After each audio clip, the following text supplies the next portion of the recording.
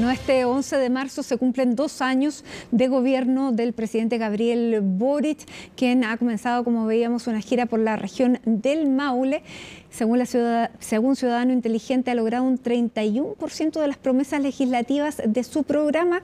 Y para hablar de estos 2 años vamos a tomar contacto con Tomás Duval, analista político de la Universidad Autónoma. ¿Cómo estás, Tomás? Muy buenas tardes. Hola Matilde, muy buenas tardes. Bueno, estamos a la mitad, minuto de análisis, de parar. ¿Cómo llega el gobierno a este segundo aniversario? A ver, es bien complejo el escenario en el que llega el gobierno en este segundo año, puesto que en la mitad de su periodo ha tenido 2 elecciones.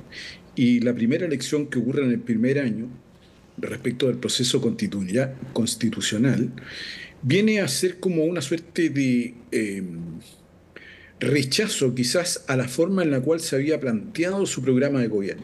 Y eso lo lleva entonces a readecuar, a reformular de cierta manera sus políticas.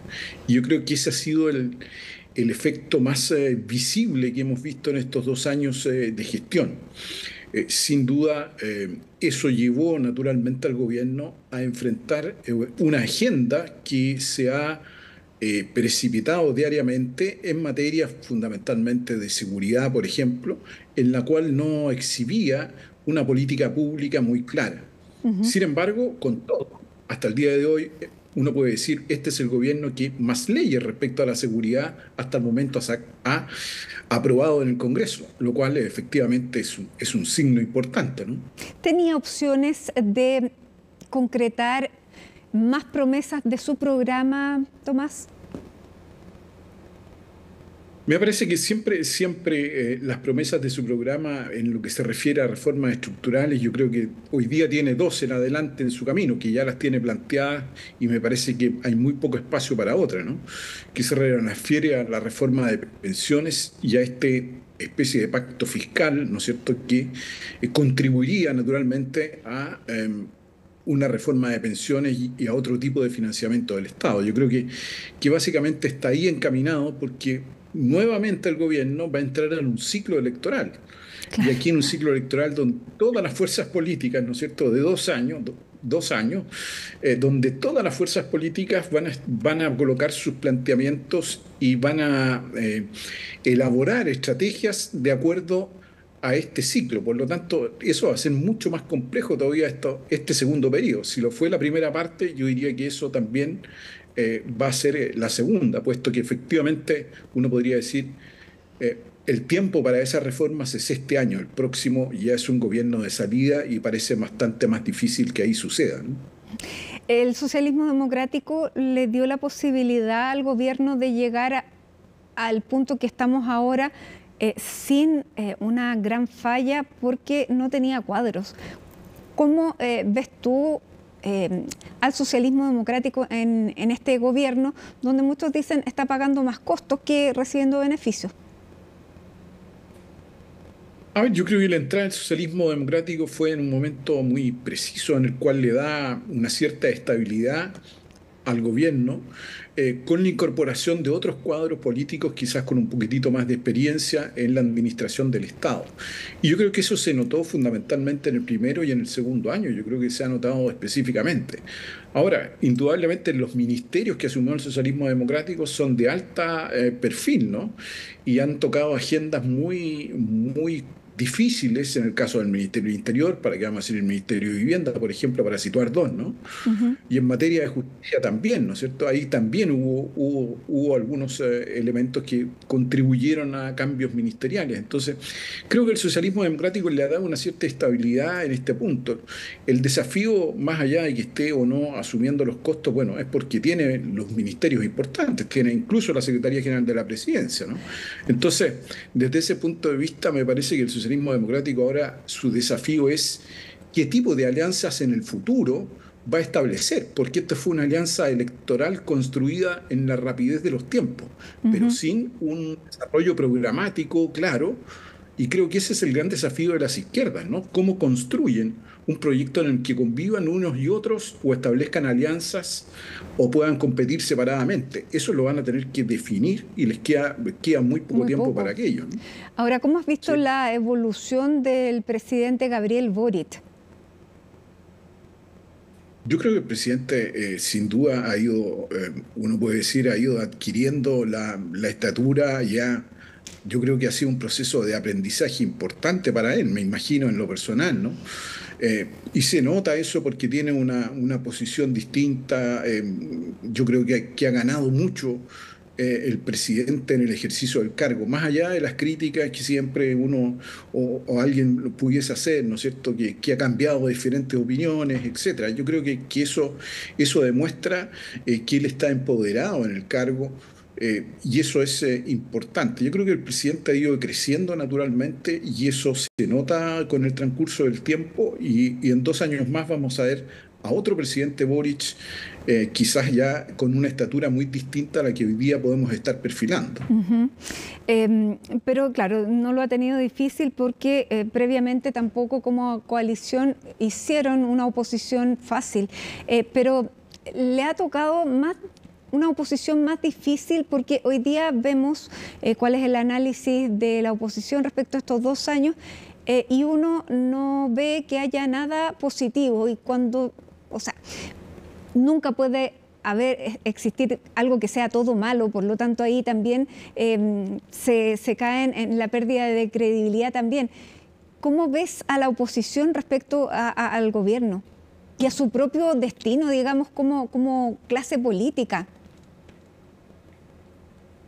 Yo creo que se ha dado una lógica muy mala para el sistema político. En el anterior gobierno fueron oposiciones desleales, esto es que quieren ir más allá de incluso de las normas democráticas, etcétera, ¿no? Y tratando muy duramente a la figura presidencial. Y eso como que de alguna manera se ha repetido con el presidente Boric, ahora desde parte de Chile Vamos, que está en la oposición.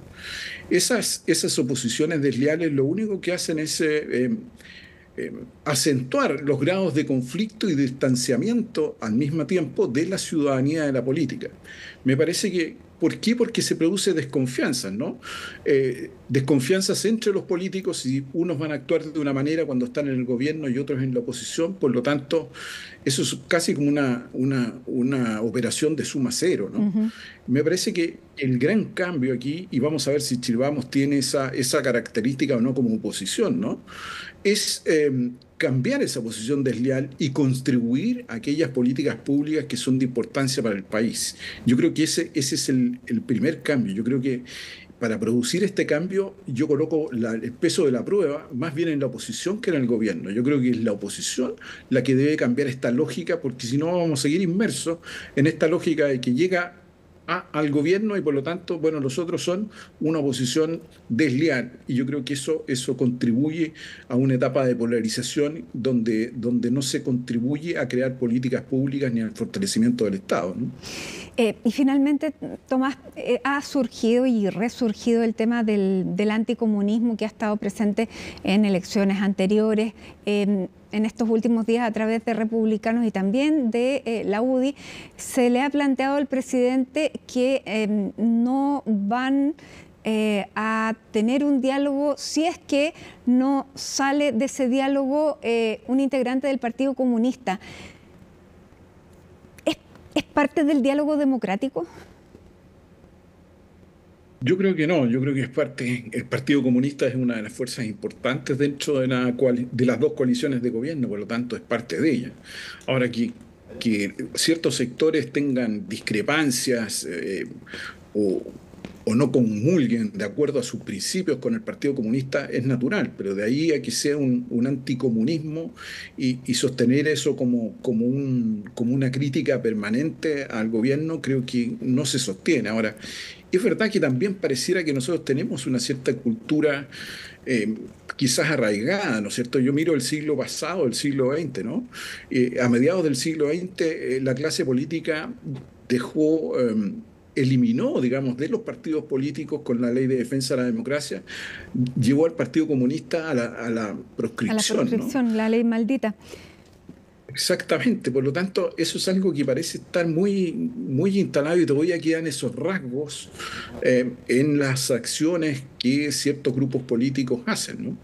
Sin duda, más allá del anticomunismo, ¿no? Las posiciones que toma el Partido Comunista a veces también son no muy leales con el gobierno. Yo creo que ahí se ha producido una fricción que a veces es innecesaria. Ujú. Y también estamos viendo un Partido Comunista que no es como era antes, que era monolítico, sino que vemos matices, vemos opiniones distintas también. Bueno, la conducción de Guillermo Tellier, naturalmente que en paz descanse, ¿no? Era de otro sentido, tenía un sentido político, reinsertó al partido político, yo creo, dentro de todo el sistema, ¿no? Y lo llevó al gobierno, cuestión que es de gran importancia y trascendencia para esa fuerza política. Hoy día, claro, pero también hay que comprender que el Partido Comunista está en una estrategia también. Yo creo que está en una estrategia de diferenciarse respecto del Frente Amplio, que ahora se configuró como Claro. fuerza política, y del socialismo democrático. Por eso digo, el ciclo electoral también lleva a eso, ¿no? Porque en esa disputa creo que el Partido Comunista también está colocando sus propios incentivos para establecer una competencia que le dé réditos electorales como ha sido hasta el momento. ¿Positivo que el Frente Amplio haya decidido la unidad? Yo creo que desde el punto de vista de la fragmentación del sistema político que tanto hemos criticado respecto a la cantidad de partidos, creo que esta es una buena noticia, en el sentido de que se conforma un partido en el cual configuraron por lo menos dos, ¿no es cierto? Dos partidos, Revolución Democrática y Convergencia Social. Y entiendo que otros movimientos podrían adherir a aquello, pero creo que desde esa perspectiva me parece importante, ¿no? Hemos hablado tanto del fraccionamiento que ha hecho mal al sistema político. Bueno, aquí una señal en el cual se resta esa fragmentación y creo que puede darle también en lo político al Frente Amplio un espacio importante porque esa acción coordinada como partido, que ya la habíamos visto de alguna manera en la Cámara de Diputados, ¿no? Esa cierta coordinación entre las fuerzas del Frente Amplio, creo que llevado a otros campos puede ser muy valioso en su desarrollo futuro. Bueno, vamos a ver qué es lo que pasa. Estamos en la mitad y como hemos visto en los últimos años, la vertiginosidad de los hechos en política ha sido sorprendente, así que probablemente vamos a estar hablando de cosas muy distintas dentro de poco. Te queremos agradecer, Tomás, estar con nosotros en el análisis de esta medianía del gobierno, así que muchísimas gracias y que tengas un buen resto de día. Buenas tardes.